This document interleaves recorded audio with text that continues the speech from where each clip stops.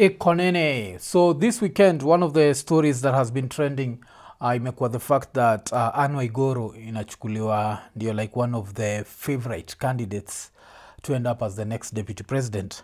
And a lot of people feel like she's the one because kuna at some point where Ruto said that inafaa kufika level in Kenya where if a man is running, there's a woman as a running mate. If a woman is running, there's a man as a running mate.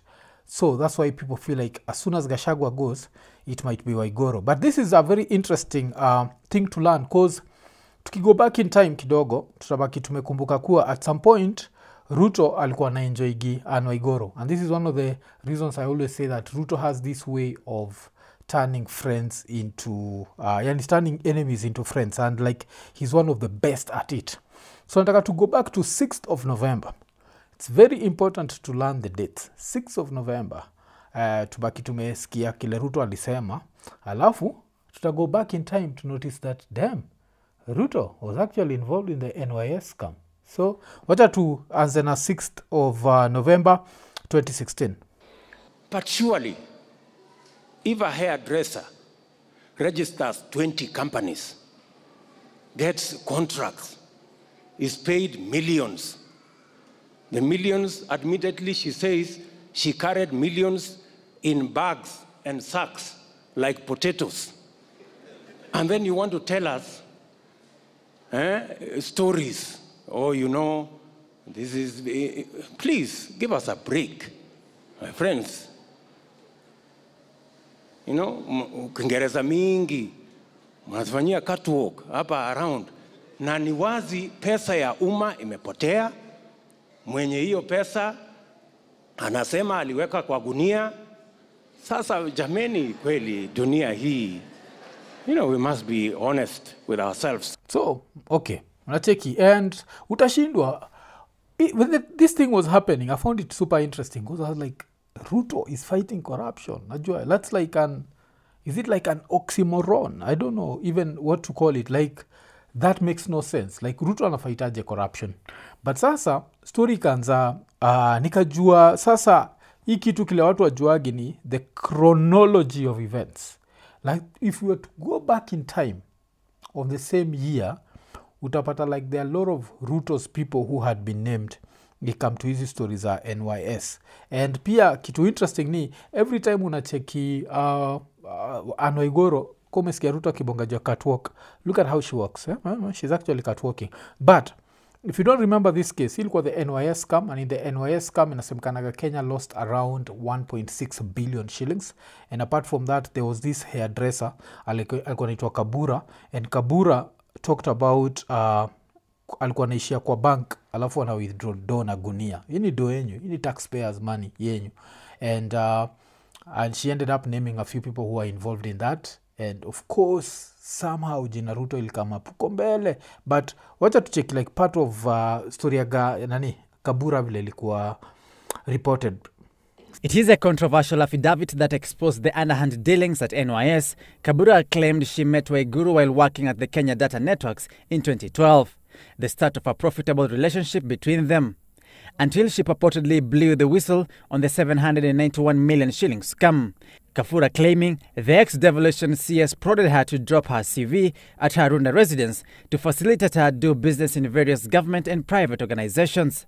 In the affidavit, Kafura claims that between August and September of 2014, Waiguru allegedly introduced her to Betty Maina, her personal assistant, Hassan Nur, then Director of Planning in the Devolution Ministry, Adan Harake, then poised for a senior position as Deputy Director in charge of NYS Finances, and Mutai Ngunyi, a consultant.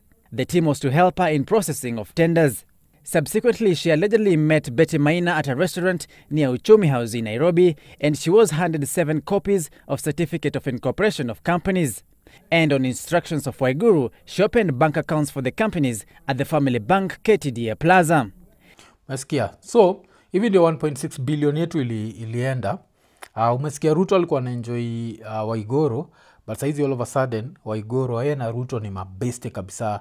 Even like Waiguru, like a few years later, ended up running on a UDA ticket. So, with all this, we'd have to go back in time. Tubaki tumecheki like what made Waiguru want to forgive Ruto, ama what made Ruto want to forgive Waiguru. Because hii controversy ya Waiguru ilikuwa, it was such a big issue. Mpaka, I don't know if you remember that around the same time kuna vile King Kaka alienda hapa release Wajinga Nyinyi. Alafu after kurelease Wajinga Nyinyi, of course, kuna vile aligo at Waiguru, and Waiguru threatened that she was going to sue. And when she threatened that she was going to sue, Ahmed Nasir akabaki amesema that he was ready to defend Waiguru. But now the interesting thing is, Ahmed Nasir akisema hivi, alikuwa anajua kuwa best yake pia alikuwa mentioned. Like his scandal ilikuwa na so many names were mentioned. Ruto's name was mentioned at some point. Duale's name was mentioned at some point. Like so many people were involved in this scam. But the interesting thing is all these people somehow ended up in the new God-fearing government. Najua, usiwahi sahau jo. Hii gava yetu inakuwaga God-fearing. Yeah? Kila kitu inatufanyikia juu ya tunapenda Yesu Kristo. So, wacha tucheki. This is now, tukigo back to 23rd of February 2016. Remember what I'd shown you before Naruto ni 6th November 2016. But what had happened earlier in the year that made him so pissed that akaanza kubonga juu ya catwalk. Cheki joka catwalk. The damning affidavit sworn by former Devolution Secretary Anne Waiguru has essentially thrown a spanner in the works of a probe to establish just who was involved in the theft of the 791 million shillings from NYS. Cited as the principal actors of the scam are Leader of Majority Aden Duale, Senator Kipchumba Murkomen, as well as the Deputy President's personal assistant Farouk Kibet. During the initial investigations by the Directorate of Criminal Investigations, Duale and Murkomen, according to Waiguru, threatened the former Assistant Director of NYS, Eden Harake, warning him of dire consequences should he fail to instruct the DCI to stop the investigations. Waiguru claims that Harake informed her through a memo that Murkomen had visited him in his office after he was allegedly directed by the then Principal Secretary, Peter Mangiti. Waiguru filed an annexure of a memo allegedly written by Harake to her in June 2015, detailing how the scam evolved. In the memo, Harake writes, and I quote, "Those payments were for companies associated with CS Rotich who Acheki, mwasikia, vile pale Ruto ameingilia.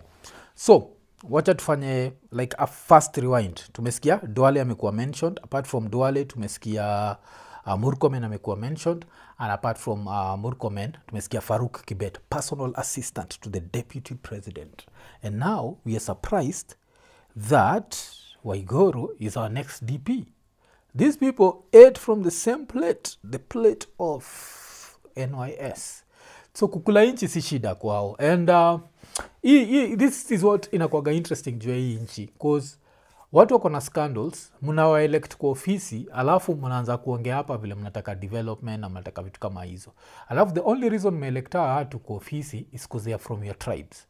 Now swali ni, if someone is from your tribe, the Deputy President has been in power for how long? Right now I'd say as a Deputy President plus right now it's 12 years. Kama wewe ni Mkale, niambie kasha iko chia tao, kakwambia ni aje, thank you for being Kalenjin. That will never happen. This thing is never about tribe. And the fact that these people make it about tribe, inakuwaga because they know the average Kenyan is so dumb, like you can't think beyond hizi vitu ndogo ndogo. But sasa, hapa sasa ndio Rotich ameingia. Kumbuka Rotich alikuwa, yende alikuwa nini wa finance, apart from that alikuwa based na Ruto mbaya.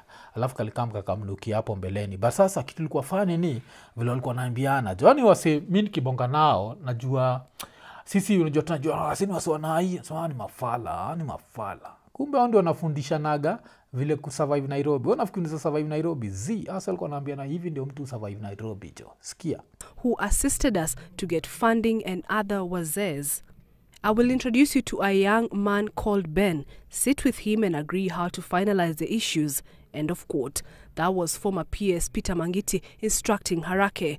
Then Beth Gethy is later reported to have alleged to be the point man for CS Rotich, who was a high flyer of the Deputy President. He is reported to have further told Harake, quote, "You are from the field. We shall teach you how to survive in the city and government offices."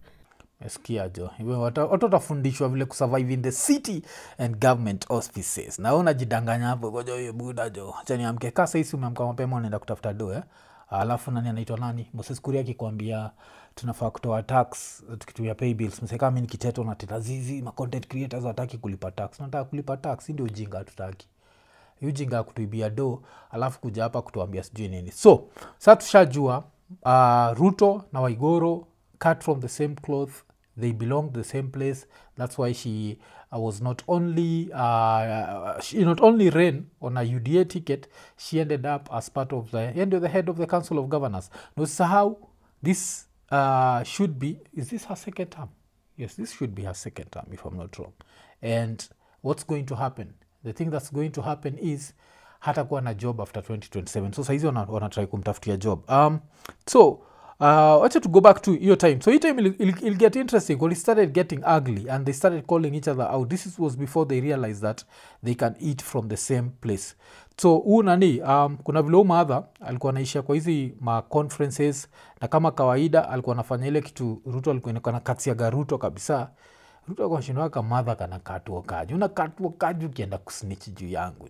So this one was also like 3 days before Ruto amdis juu ya kukatwalk. Angalia vile alikuwa anatembea. When the former devolution cabinet secretary walked into parliament buildings today, many had hoped that the intricate web of relationships and transactions that cost taxpayers 1.6 billion shillings at the National Youth Service would come to the fore. Instead, after day-long submissions before the Public Accounts Committee, Waiguru said she was not ready to carry a cross that belonged to someone else. It's a cartel that is linked to Ben Geddy. I think the rest, the committee can find out the linkages or the investigative agencies. So do you want to withdraw that statement? No, I've already told you the cartels are linked to Ben Geddy. So it is Ben Geddy and his group? Yes. Okay, thank you. To back her claims, the former cabinet secretary tabled a document showing an aide to the deputy president was in contact communication with Ben Geddy. Ben Geddy's conversations with other people who are in government, including Farouk Kibet. Eskiajo, Farouk Kibet. Now any place unaona Farouk Kibet, who else do you see? Apart from Sudi na Murkomen na Chirchir. Unaonanga, the president of the Republic of Kenya. So yes, we are going to get our new deputy president and we deserve this new deputy president. You know why? Because we are God-fearing, and as God-fearing people, yeah, we are not corruption-fearing. We can crush corruption with our prayers.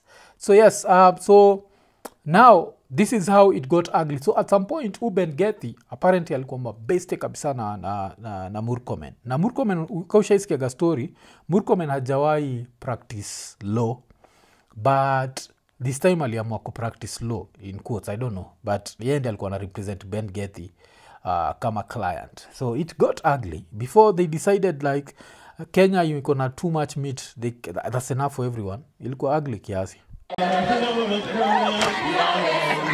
Seneta Kipchumba Murkomen amemsuta hadharani aliyekuwa waziri wa ugatuzi Anne Waiguru kwa kumhusisha na sakata ya NYS. Akizungumza katika eneo la Tot huko Marakwet Mashariki alipohudhuria uzinduzi wa kazi kwa vijana, Murkomen amedai kuwa yeye alikuwa wakili tu wa mfanya biashara Ben Geddy na kwamba kazi yake ni kama ya daktari ambaye humhudumia mgonjwa yeyote. If you know even a single cent, even a dime, even 50 cent, nililipwa na Ben Geddy, ama nililipwa na Josephine Kabura, come tomorrow to the public and present that report, because the person you are accusing is saying we were not paid as a law firm even a single cent. Meskia. So now you see the connection. Right now, Murkomen, Duale, Farouk Kibet, Ruto, and of course Waiguru are friends and they're super tight. Would you forgive someone who has accused you of stealing 791 million? Would you forgive such a person? Jiulize hiyo swali. Hawezi forgive. Inaweza kuwa unforgivable. But so hii deal kile nafikiriaga juu yake, I think the deal, of course, the president's men, najua, you had Rotich, the president's I think kuna place walikam wakakosana juu ya do, kama sivyo Ukavura. Because Ukavura, she's the one who was like a whistleblower kwa history yote. I think maybe she was not given her share. Because remember, she used to walk around with a sack. Alikuwa anaenda kwa bank, anapatiwa do inaekwa kwa gunia. Alafu anachukua hii gunia na tembea nazo. Alafu ndio wase nakwambiaga kama kawaida, they'll tell you we all have 24 hours. Unajua wanakuchochaga wanakuambia vile haujui kile unafanya, si wote tuko na 24 hours, you are lazy, you are what, but wako out here. Alafu wewe ile time unaamka asubuhi and you go and you give 100% because you are earning an honest living. These are the same people that turn and tell you are not paying enough taxes, and when you pay the taxes they are stolen. Unacheki, you're not paying enough taxes. You are paying tax but you're not paying enough. Nipatie mob hapa, sawa, nipatie ingine na usisahau. Now look at what they are doing. Tuko tunateta jua Murkomen kutembea na vitu expensive. Uliona the first lady alitokea na watch yake ilikuwa worth 1.2 million shillings. Najua hizi yako anavaa akiwa nini, ako anavaa akiwa the spouse of the second lady, ama the second lady ameanza tu kuzivaa akiwa, but usijali, ni kuku zinauzwa. Sasa hizi kuku zina sell before more than they used to sell. So you know jinga ina happen. So do I think Waiguru will end up as the deputy president? I think so. I actually think so, because Mlima imejam design ingine. I don't think Kindiki can end up appeasing the Mlima. Yes, so with that in mind, they might decide, you know, let's give Mlima hii kitu for some time, wabaki wametulia, because Mlima pia on the other side itakuwa the same thing. Ile one person from your community gets a job and then you feel like you've won. Yeah, muna feel kama si wote tumeshinda sasa. So since tumeshinda, wacha tubaki tumetulia. And that's what these people have always taken advantage of. They've always taken advantage of the fact that a lot of Kenyans are so gullible that very little things we end up taking as wins. But now, yes, to the incoming deputy president Kamani Waiguru, congratulations. Yeah, you taught us how to do it. And kama unashindwa what happened to ule dem alikuwa anaitwa Kavura after kusnitch, Wasikika snitches get stitches. So stitches zake ni even last year in October alikuwa amefikishwa kotini. So ilikuwa key suspect Kabura put on her own defense in 791 million NYS case. Everyone else like the CS Waiguru clean. Akina Murkomen clean, Farouk clean, Duale clean, Rotich clean. Nani ana take the fall? Udem. But kesi yenyewe pia try kuona vile wagemecheza chini mafalata sahau. Kwa Zaranijo akikuwa CS watafurahi, mademo atakuwa iko na nyeti inafanana nangu, alafu kuna Ase Mountain atakuwa anatoka area yetu, alafu itakuwa business as usual, tutaendelea kukula mafala. Umechiki kila watu wamenibamba nayo, wanakufunza vile kusurvive Nairobi. Chiki aswa wakibonga na kubongea nikase wamegrow up hapa zi, lakini wanajua gai Nairobi jo, ukijua politicians na ujue kudu kitu inaitwa corruption, buda utabaki umefika mbali sana. But usijali, bado hatulipi enough tax. These people need more money from us. So what are we to do? Deputy President Anne Waiguru, karibu Kenya, ama karibu Kenya kwanza, karibu State House, karibu I don't know what the fuck iko nene.